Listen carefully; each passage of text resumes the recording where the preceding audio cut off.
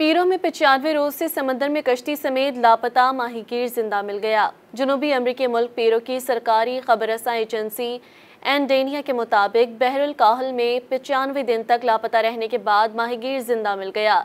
CNN के मुताबिक Indiana की खबर में बताया गया है कि 61 साला मैक्सिमो नापा का सित्रो 7 दिसंबर को मुल्क के जुनूब में वाकई साहिली कब्जे मारकोना से अपनी माहीगीरी की कश्ती पर रवाना हुए, लेकिन खराब मौसम की वजह से वो अपने रास्ते से भटक गया और सिमत खो बैठे।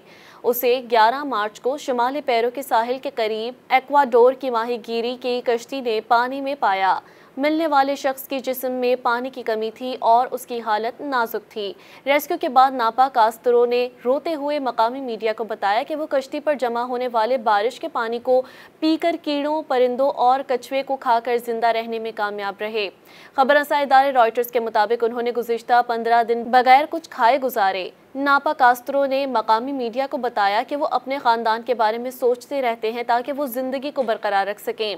नापा कास्तरों का कहना था कि वो अपनी माँ के लिए मरना नहीं चाहता। वो हर रोज़ अपनी माँ के बारे में सोचते थे। माहीगीर की बेटी अंस नापा टोरस ने अपने वालिद की जान बचाने पर एक्वाडोर के माहीगीरों का शुक्रिया अदा किया। उन्होंने एक फेसबुक पोस्ट में कहा कि मेरे वालिद को बचाने के लिए एक्वाडोर के भाइयों का शुक्रिया अदा करती हूँ।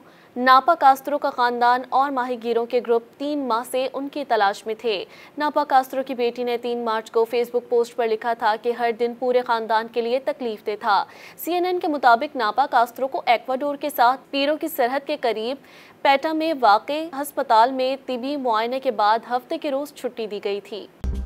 मज़ीद न्यूज़ अपडेट्स और डिजिटल स्टोरीज के लिए सब्सक्राइब करें डॉन न्यूज़ पाकिस्तान।